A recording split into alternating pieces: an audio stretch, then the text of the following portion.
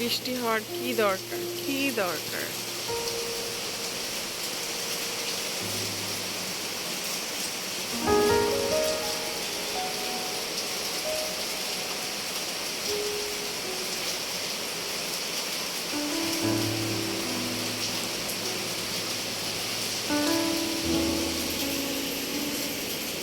আসসালামু আলাইকুম এভরিওয়ান, সবাই কেমন আছো? আলহামদুলিল্লাহ, আমরা অনেক ভালো আছি। সকালবেলায় হয়েছে শুরু সেই ঝুম বৃষ্টি। তো আমার প্রশ্নটা ছিল যে এত বৃষ্টির আসলে কি দরকার ছিল? মানে বৃষ্টি যতই বলি তুমি আর এসো না, সে কি আর কোনো বাধা মানে? আল্লাহ যদি দয়া করে তবে দয়া সম্ভব আসলে। তো আমাদের চাও আমরা চাইতেই পারি। তো আজকে আমার আজান বাবার ফার্স্ট ডে স্কুল। সো আমি সকালে উঠে পড়েছি, বড় ছেলে অলরেডি স্কুলে চলে গিয়েছে। তো আজানকে জিজ্ঞাসা করলাম, বাবা তুমি কি খাবে ব্রেকফাস্টে? তো বলল, আম্মু আমাকে ব্রেড ভেজে দাও। তো তাকে আমি ব্রেড ভেজে দিয়েছি, আর আমি ভাবলাম আমি কি নাস্তা করব। তো যার ফলে আমার মনে হলো যে আচ্ছা আমি ব্রেডটা একটু টোস্ট করে নেই, আর আমার চা থাকলেই ইনাফ। সো এটা আমার নাস্তা। বাবার আজকে ফার্স্ট ডে, ফার্স্ট স্কুল। আজ থেকে ক্লাস শুরু আজান বাবার, না বাপ্পা? আজকে প্রথম দিনের স্কুল, বাবাটার যেন ভালো কাটে, না বাবা? এই তো চলে আসছি স্কুলে।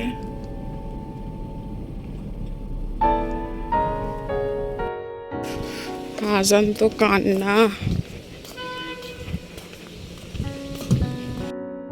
আজানের নতুন স্কুল আর আজকেই ফার্স্ট ক্লাস। ও চাচ্ছিল যেন আমি তাকে ক্লাসরুম পর্যন্ত দিয়ে আসি। আসলে সে কান্না করছিল। আমার তো খুবই খারাপ লাগছিল যে আহারে বাচ্চাটা, আমার নতুন স্কুল, নতুন ফ্রেন্ড, নতুন একটা ওয়েদার, সব কিছু আসলে তার জন্য নতুন। ছোট একটা মানুষ, তার ভিতরে না কত খারাপ লাগছিল। তো আমারও ভেবে খুবই খারাপ লাগছিল। আর স্কুল থেকে আসার পরে আমি রান্না তুলে দিয়েছি, আর আজকে সকালের নাস্তা থাকবে গরম গরম ভাত আর ডিম ভুনা। আজকেও একটা নতুন দিন, নতুন সব কিছু শেয়ার করার চেষ্টা করব তোমাদের সঙ্গে। অবশ্যই ব্লগটা শেষ পর্যন্ত দেখো, আর অবশ্যই যদি তোমাদের ভালো লাগে একটা লাইক দিও, আর আমার চ্যানেলটা সাবস্ক্রাইব করে আমাদের সাথেই থেকো।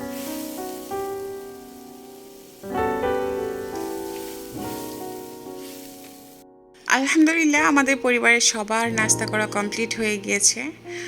তো ভাবলাম যে আজকে আসলে কাজটা আমি কোনটা দিয়ে শুরু করব। তো ভাবলাম যে না, আজকে আমি ডাইনিং টেবিলটা পুরোটা পরিষ্কার করে নেব, কেননা বেশ কিছুদিন ধরে একদম ডিপ ক্লিন করা হয় না আমার ডাইনিং টেবিলটা, সেটা শুধুমাত্র ব্যস্ততার জন্য। তো একে একে আমি আগে এগুলো সম্পূর্ণটা তোমার হচ্ছে যে সরিয়ে নিব। যেহেতু ক্লিনটা করব ডিপ ক্লিন, তো সেক্ষেত্রে আমাকে এগুলো না সরিয়ে আধো আধো করে মুছে আসলে আমি কমপ্লিট করতে চাচ্ছিলাম না। আর আজানকে স্কুলে দিয়ে আসার পরে যখন আমি বাসায় এসে রান্না করি বা খাওয়া দাওয়া করি, বা ধরো একটু বসে থাকতে না থাকতে না বেলা 12টা বেজে যায়। তো আমি একটু টাইম বেঁধে নিয়েছিলাম যে যতটুকু সময় আছে আমি ডাইনিং টেবিলটা পরিষ্কার করতে করতে প্রায় তোমার 11:30 বা 11:45 বেজে যাবে, তখন আমি জাস্ট ওকে আমি নিতে যাব। টাইম বেঁধে কাজ না করলে আসলে খুবই সমস্যা হয়ে যায় ইদানিং আমার, কেননা আমার কাছে না সত্যি কথা সময়ের অনেক মূল্য। আর তাছাড়া সময়ের মূল্য প্রত্যেকটা মানুষেরই থাকা উচিত। আর মনে করো ইদানিং আমার মনে হয় যে রাতও ছোট হয়ে গিয়েছে, দিনও ছোট হয়ে গিয়েছে। তো সেটা হয়তো বা কাজের জন্যই, ব্যস্ততার জন্যই মনে হয় যে আসলে সময় পাচ্ছি না। তারপরেও আমার ছোট ননদ আছে দেখে আসলে শাশুড়ি আম্মার কোনো কিছুই আমাকে করতে হচ্ছে না, শুধু রান্নাটাই করছি। আর মনে করো বাড়তি যেগুলো আমার সংসারে কাজ সেগুলো করছি, সেগুলো করতে যেয়ে মনে হচ্ছে যে হিমশিম খেয়ে গিয়েছি। বাট আমার ছোট ননদ, তার সাথে আমার একটা উপকার হয়েছে যে মা যেহেতু অপারেশন হয়েছে, মার কাছে থাকা, সেটা মনে করো সব সময় তার পাশে থাকা, এটা খুবই ইম্পর্ট্যান্ট। বা কখন কি লাগছে না লাগছে আমরা তো আছি, আমরা সবসময় সবসময় খোঁজ খবর নিচ্ছি, তারপরও আপু সব সময় আছে, এই কারণে না একটু নিশ্চিন্ত থাকতে পারি যে আপু তো আছে।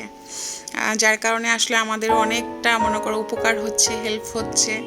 আর আপু থাকার ফলে আমাদের সময়টাও অনেক ভালো যাচ্ছে। সচরাচর আমার দুই ননদ কখনো কোনো দিনও ঢাকায় এসে মনে করো থাকতে চায় না, ওই 2-3 দিন, ঊর্ধ্বে 4 দিন, এর বেশি কখনোই তারা থাকে নাই। এই প্রথম আমার ননদ, মানে ছোট ননদ, এই প্রথম হচ্ছে যে মার অপারেশনের জন্য এতদিন ধরে ঢাকায় আছে।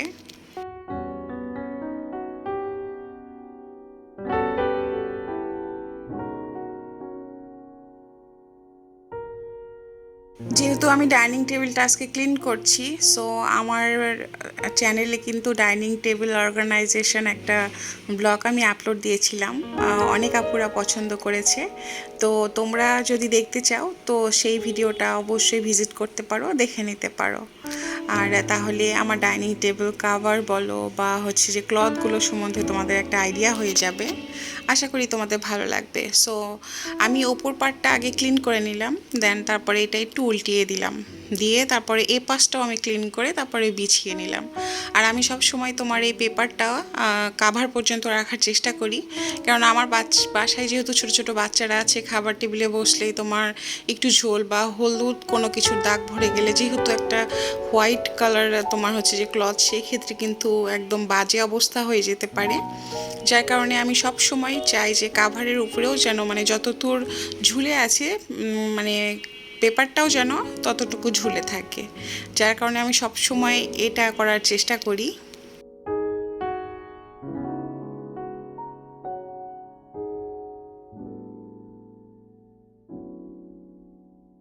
পেটের খিদা বড় খিদা। আর আমার মনে হয় কি, আমাদের ক্ষুধা বা পেটটা যদি না থাকতো, পৃথিবীতে আর কোনো কিছু এত মূল্য থাকতো না। যত যুদ্ধ এই পেটের জন্য আর এই ক্ষুধার জন্য। আর আমাদের ক্ষুধার নিবারণটাই করি কিন্তু আমরা ডাইনিং টেবিলে বসে। আর আমাদের প্রত্যেকটা ফ্যামিলির ডাইনিং টেবিলটা হচ্ছে বাসার একটা মধ্যমণি। আমি এর আগেও কথাটা বলেছি যে ডাইনিং টেবিল এমন একটা পার্ট যেটা হচ্ছে যে একদম মেন পয়েন্টে থাকে। আর এই জিনিসটা অগোছালো থাকলে না বাসাটা কেমন নোংরা বা মেসি দেখায়, ভালো লাগে না। যার কারণে আমি মনে করি যে খাবার খাওয়ার পরে যতটুকু সম্ভব ডাইনিং টেবিলটাকে পরিষ্কার এবং অর্গানাইজ রাখার। আর আমার ডাইনিং টেবিলটা আমি কতটুকু অর্গানাইজ করে রাখি সেটা তোমরা ব্লগ দেখলেই বুঝতে পারবে। সো বাসায় কিছু ফ্রুটস ছিল, ব্যানানা ছিল, অ্যাপেল ছিল, আর কিছু ড্রাই ফ্রুটস, এগুলো আমার ডাইনিং টেবিলে আমি সবসময় রাখি। যেগুলো ফ্রিজে রাখা সেগুলো ফ্রিজেই থাকে, বাট আমি এগুলো একদম হাতের কাছে রাখি, যে যখন খাবে সে তার মতো নিয়ে খাবে। তো এই আমগুলো না গত রাতে নিয়ে আসছিল, যেগুলো আমি বের করতে পারিনি। আর এই আমগুলো হচ্ছে যে আশিনা আম বলে, একেবারে মানে সিজনাল আমের একদম শেষ আম। আর এই আমটা কিন্তু প্রচণ্ড টক হয়, কাঁচা সময় তো এত টক, পাকলেও টক। আর এই টক আমটা আনছে একটাই রিজন, আমার বড় ছেলে টক আম পছন্দ করে। কিছুদিন আগে এনেছিল তোমার একদম ইয়েলো কালার, কোনো রকম কোনো গ্রিন ভাব নেই, ওই আমটা এনেছিল। তখন ও বলেছিল যে টক আম হলে আমি খেতাম। তো যার ফলে ওদের বাবা ওর জন্য আশিনা আম নিয়ে আসছে।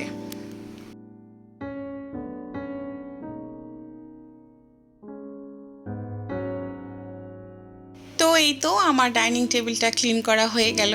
আর দুপুরে রান্না করার পরেই তবে আমি খাবারগুলো আবার টেবিলে পরিবেশন করব। আর এর মাঝখানে তোমার অলরেডি 12টা বেজে গিয়েছে, আমি আবার চলে আসছি আজানকে নিতে স্কুলে। আর এখানে এসে ওয়েট করছিলাম যে বাবা কখন বের হবে, তার জন্য কিছু মোমেন্ট আমি ক্যাপচার করব। বাট আমি এত ওয়েট করছিলাম, বাট আজানকেই বের করছিল না, একে একে সবাই বের হচ্ছে।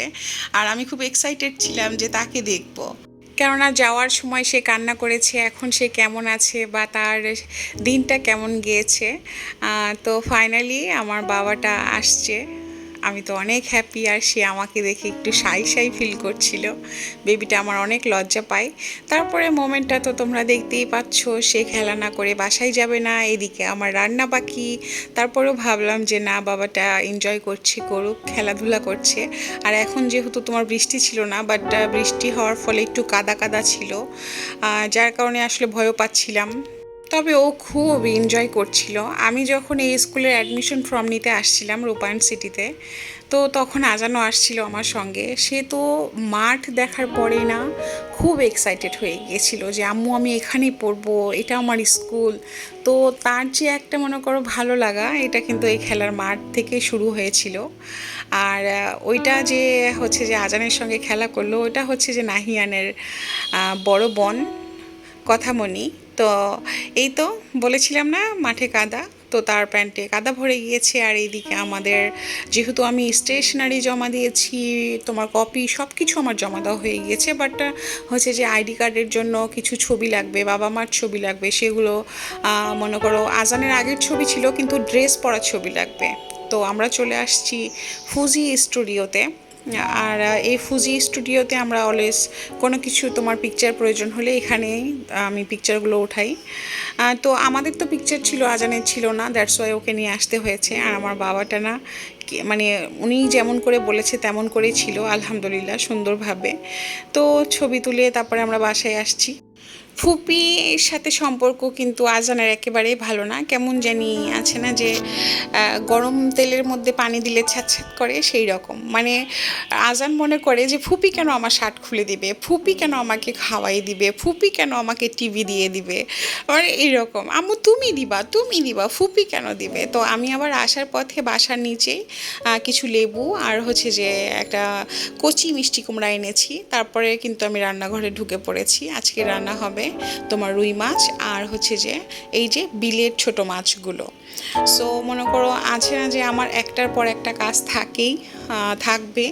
এটাই আমাদের হাউস ওয়াইফদের মূল ডিউটি, মূল কাজ সব কিছু। রুই মাছটা রান্না করছি আমি কাঁচা কলা দিয়ে, আর ছোট মাছটা বেগুন দিয়ে।